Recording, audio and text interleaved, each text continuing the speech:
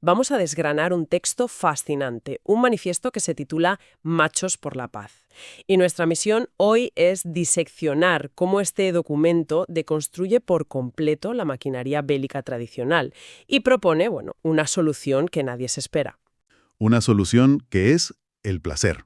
O sea, el placer personal como la herramienta definitiva contra el belicismo. Vamos a desentrañar la lógica de este documento, su filosofía y sus argumentos, independientemente de la ideología que cada una pueda tener en su casa. Porque como ejercicio de pensamiento crítico, te aseguro que es fascinante. Totalmente de acuerdo. Es un ejercicio brutal.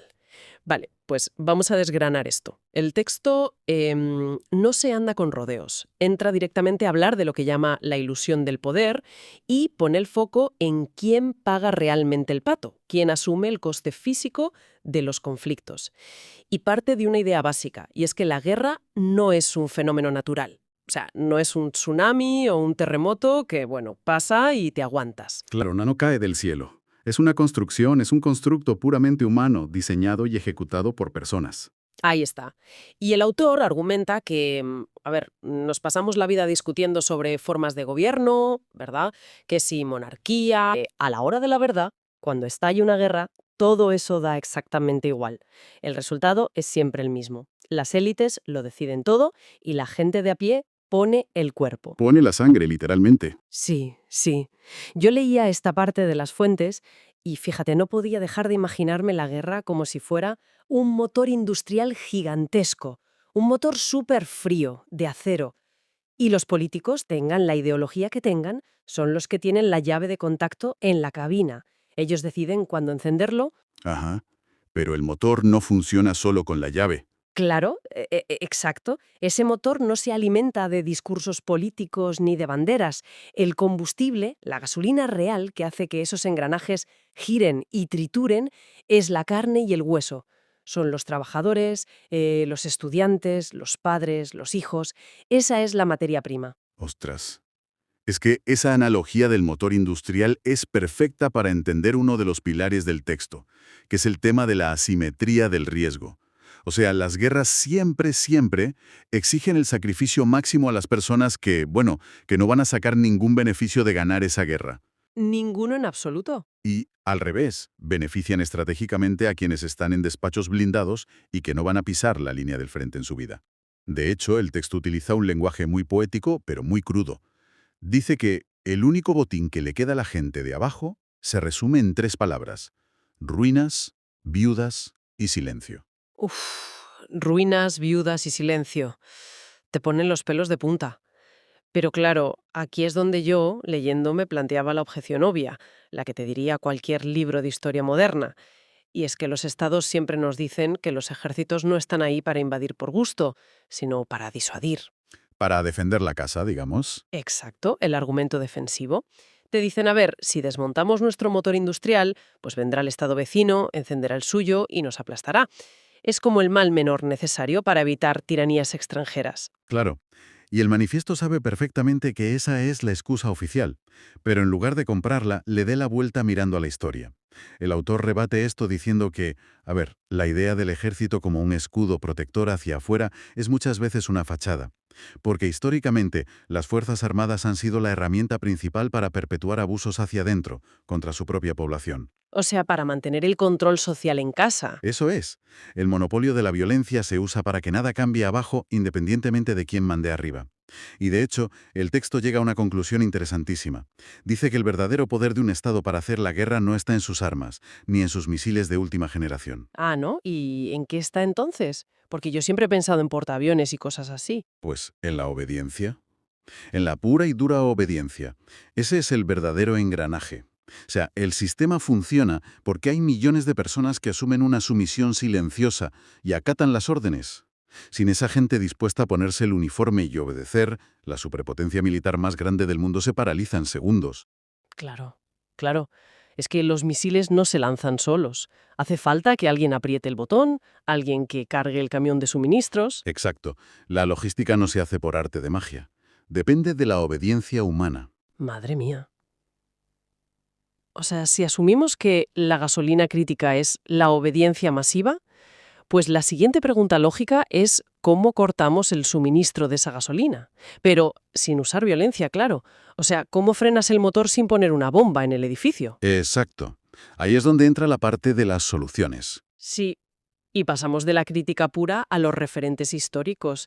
Y el texto rescata no como simples anécdotas, sino como verdaderos manuales de instrucciones a dos figuras gigantes, Mahatma Gandhi y Henry David Thoreau. Dos titanes de la resistencia pasiva, desde luego.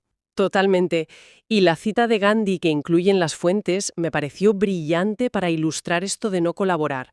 Él decía sobre una posible invasión, y cito casi literal, si quieren invadiros, que vengan. Sin nuestra colaboración no pueden hacer nada. Es que es brutal. O sea, es desarmar la lógica militar por completo. Es crear un vacío. Es decirle al invasor, mira, tú cruza la frontera si quieres, pero te vas a tener que encargar tú de conducir los trenes, de recoger la basura, de cultivar el campo, porque nosotros cruzamos los brazos. Eres un peso muerto para ellos. Y claro, a nivel administrativo y logístico, eso es un colapso insalvable para el que invade. Y a esta idea táctica se le suma lo que aportaba Thoreau con la desobediencia civil. El manifiesto explica que negarse de forma sistemática a obedecer mandatos injustos, como que te recluten a la fuerza o pagar los impuestos que financian la guerra, es una fuerza asimétrica tremenda.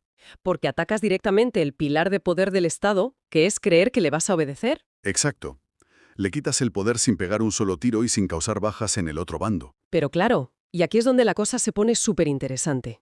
Llevar esto a la práctica exige un cambio de chip psicológico que tela. O sea, llevamos siglos condicionados por la cultura. Los estados son expertos en usar la vergüenza, ¿verdad? Sí, la presión social, el que dirán. Eso es. Si hay una guerra y tú te niegas a coger un fusil, si rechazas toda esa épica del sacrificio heroico, automáticamente te ponen la etiqueta de traidor o de cobarde. Y lo que me parece revolucionario del texto es cómo le da la vuelta a ese concepto. Negarse a matar o a morir no es de cobardes. El manifiesto lo llama lucidez. Lucidez. Fíjate qué palabra más bien elegida. Lo fascinante aquí es cómo redefine lo que significa ser valiente. Porque siempre nos han vendido que el valor es atacar, ir al frente e inmolarse por una causa. Y el texto te dice, no, perdona, dejarse llevar por la histeria colectiva de la guerra es lo fácil, es seguir al rebaño. Claro, es ir con la corriente. Exacto, la verdadera valentía está en el acto de la insumisión pacífica, en tener la fuerza mental para aguantar la presión del Estado y de tus propios vecinos, mirarles a la cara y decir, no voy a ser vuestro instrumento. Hay que tener un aguante psicológico tremendo para soportar ese desprecio social. Pero, a ver, basar toda tu vida en estar siempre a la defensiva, en decir que no a todo, pues igual se queda un poco árido, ¿no? Y aquí el manifiesto da un giro filosófico que a mí, leyendo las fuentes, me dejó descolocada. Pasa de esa resistencia pasiva a proponer una fuerza afirmativa. Lo llama la soberanía del placer. Es el concepto más rompedor de todo el documento, sin duda. Sí, pero yo necesito que lo aclaremos, porque entonces, ¿qué significa esto realmente? O sea, frente a un conflicto armado, el texto me está diciendo que mi respuesta tiene que ser priorizar mi disfrute personal. A simple vista, a ver, suena un poco egoísmo, ¿no? Como de un hedonismo un poco frívolo mientras el mundo arde. Claro, ese no trampa fácil en la que se puede caer al leerlo. Pero el texto no va por ahí para nada.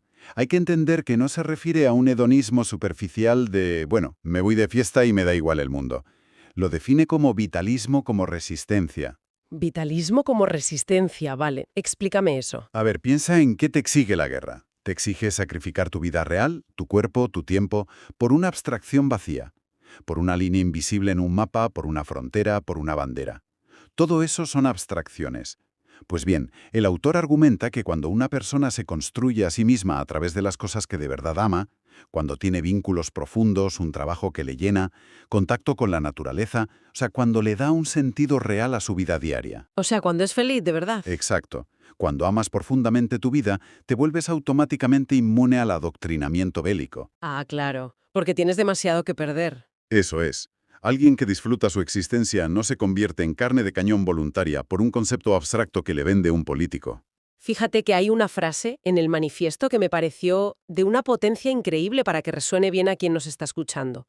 Dice, literalmente, nuestra única victoria real es el disfrute. Es una maravilla de frase. Es brutal, porque dinamita la idea de la victoria militar. O sea, ¿de qué te sirve ganar territorio en país de al lado si para ello has sacrificado la capacidad de tu propia gente de vivir una vida que merezca la pena? Y por eso mismo, los regímenes autoritarios, a lo largo de toda la historia, siempre han visto con muchísima sospecha el placer y la alegría individual. O sea, la alegría es una fuerza centrífuga. Te aleja de la devoción ciega al Estado. Si te fijas, la maquinaria de guerra siempre pide austeridad, sacrificio constante. Claro, que le entregues toda tu energía a la causa. Justo. Así que, al reclamar tu soberanía sobre el placer y sobre tu propia felicidad, lo que estás haciendo es negarle tu energía vital a la guerra. Es el escudo más fuerte que hay. Bueno, me parece un concepto alucinante. Para que quien nos escucha pueda llevarse toda esta carga filosófica un poco más organizada, ¿qué te parece si estructuramos esta parte final alrededor de los 3 pilares tácticos que propone el movimiento de Machos por la Paz? La tríada de la insumisión lo llaman. Me parece perfecto, sí. Nos ayuda a aterrizarlo todo. Vale. El primer pilar sería la objeción práctica, o lo que definen como la deserción funcional. Que es básicamente la imagen del tablero de ajedrez. Eso es. Explícalo porque es muy gráfico. A ver, siempre nos dicen que la política internacional es una partida de ajedrez gigante jugada por los líderes mundiales, ¿no? Pues la deserción funcional es que de repente los peones y los caballos, o sea, la gente normal, deciden vaciar el tablero. Se niegan a ser movidos. Es retirar la mano de obra física, y sin soldados, pues a los poderosos se les acaba la partida. Se quedan jugando solos en un tablero vacío. Genial. El segundo pilar es justo lo que acabamos de hablar, la soberanía del placer. Esa idea de que un individuo pleno, que tiene una vida rica y feliz, es imposible de adoctrinar. No va a entregar su vida por una abstracción como una frontera. Ni de broma. Y eso nos lleva directamente al tercer pilar, que es vital. Es la ética del territorio humano. Ajá, el territorio humano. Sí. Esto cambia la escala de lo que consideramos valioso. Según el texto, la verdadera geografía que hay que defender no es un pedazo de tierra dibujado en un mapa, sino el cuerpo y la vida de las personas. Ninguna ideología, y mira que hay ideologías nobles en la historia, pero ninguna vale más que la piel de un ser humano. Es que el manifiesto tiene frases aquí que son para enmarcar. Yo apunté un par que son inolvidables. Dice que ninguna bandera vale más que una vida y que ningún himno merece un cadáver. La vida es el único territorio que merece ser defendido. Fíjate, si conectamos esto con una perspectiva más amplia sobre nuestras sociedades, el texto viene a decir que la grandeza de una civilización no se debería medir jamás por las batallas que ha ganado o por los países que ha conquistado. Eso sería un fracaso. ¿Y por qué se debería medir entonces? Es exclusivamente por cómo protege y garantiza el derecho sagrado de cada individuo a vivir en paz y a disfrutar de su existencia. Eso es el éxito civilizatorio, y no un arsenal lleno de misiles. Menudo viaje argumental hemos hecho hoy. O sea, hemos visto cómo este manifiesto desarma toda esa idea romántica y tradicional del heroísmo bélico. Plantea la deserción, que siempre ha estado mal vista, como el acto supremo de lucidez. Ya sabes, sin soldados no hay guerra, desertad. Y acaba elevando algo tan íntimo como el placer personal a la categoría de, bueno, de escudo antimisiles contra el adoctrinamiento del Estado. Es un giro de guión brutal.